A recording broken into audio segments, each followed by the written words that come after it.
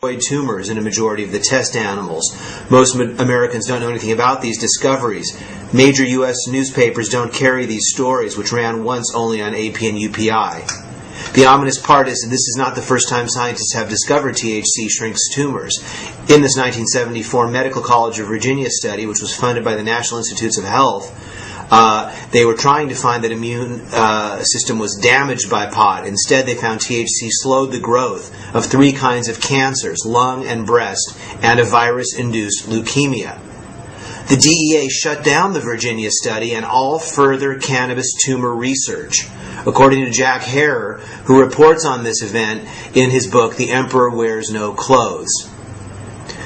The Madrid researchers reported in the March issue of Nature Medicine that they injected the brains of 45 rats with cancer cells, with THC, etc. The THC left the rats undamaged. Any of the untreated rats died. The THC-treated rats had amazing remissions of their cancer. Careful MRI analysis of all those tumor-free rats showed no signs of damage related to necrosis, edema, infection, or trauma. They also examined other potential side effects and found none. This is the first time since '74 that THC has been administered to live tumor-bearing animals, even though the early research already confirmed what it could do. This is disgusting.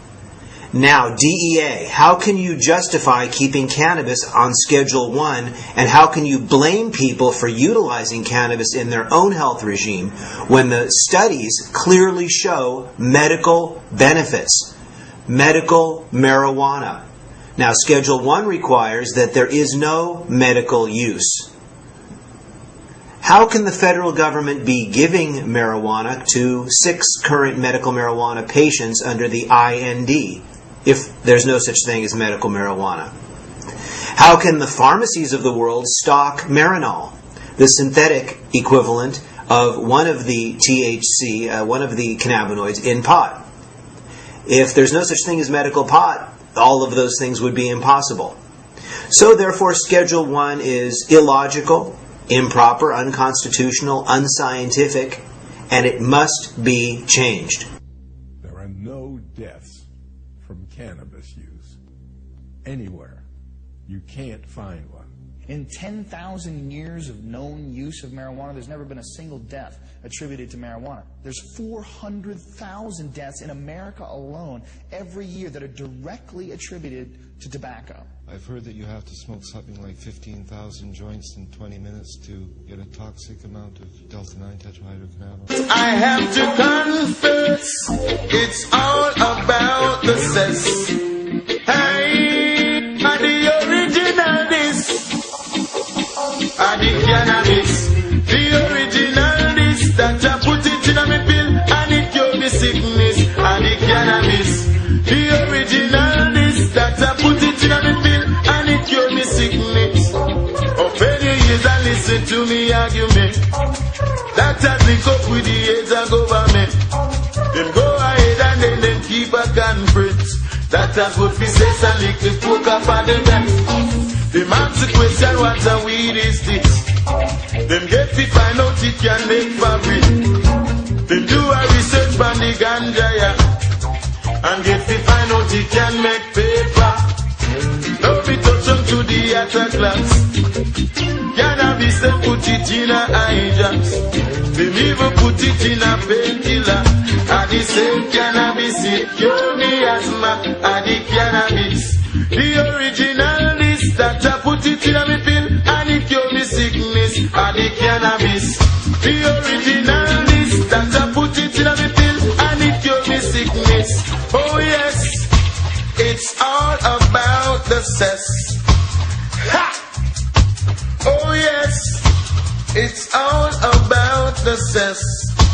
Oh yes, oh yes.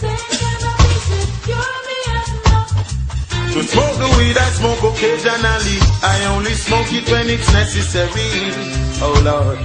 So talk you talk and talk about the weed, cause what I know is what I believe. To wash my clothes and cook my food and put me in the right mood. Take a drop of the weed and me body take a lift of the cannabis. Hey, if you understand, say no for hide and seek. Lawyers and doctors a hide and sit. It's a government, they ma hide and sit. Well, the people never use the cannabis in a Holland. They know how to hide and sit. There are diagnoses at near epidemic proportions for kids in this country: ADD and ADHD, attention deficit disorder, and attention deficit hyperactivity disorder. Fair or not, they are so common as to become part of the vernacular, referring to our collective short attention spans and inability to focus. Don't mind him, he's got ADD. According to a member of the American Academy of Pediatrics, when our nation's doctors encounter a patient with one of these disorders, they go right to one drug, methylphenidate. You may know it better as Ritalin. But there is a lesser-known treatment, one that may, in fact, be more effective with fewer side effects. Cannabis. You may know that better as weed, reefer, Mary Jane, marijuana. Dr. Claudia Jensen is a clinical instructor at the University of Southern California and a practicing pediatrician who advocates the use of medicinal marijuana for the treatment of ADD and ADHD. Dr. Jensen, there are parents who are no doubt thinking as they watch this, without any kind of analysis or any kind of medical explanation or the expert testimony of a doctor who has listened to patients, that makes no sense to them. The idea that they are fighting on one front the influence, the pernicious influence of marijuana in a teenager's life, a kid's life, and yet you are here saying that this can be of enormous value in treating this rampant and life constricting disease. How do you respond to people who have the knee-jerk reaction? How could this possibly be any good?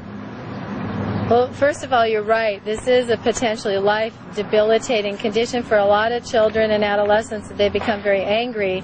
I think the answer to that question is that it needs to be evaluated by a physician before it's recommended to a child or an adolescent. And the truth is that one of the reasons that adolescents have an increasing use of cannabis and marijuana in this country is because they've been lied to. They've been told that this is a very dangerous drug and that it has no benefit. And unfortunately, that's not what they experience in the streets. And I think it's more appropriate to bring it up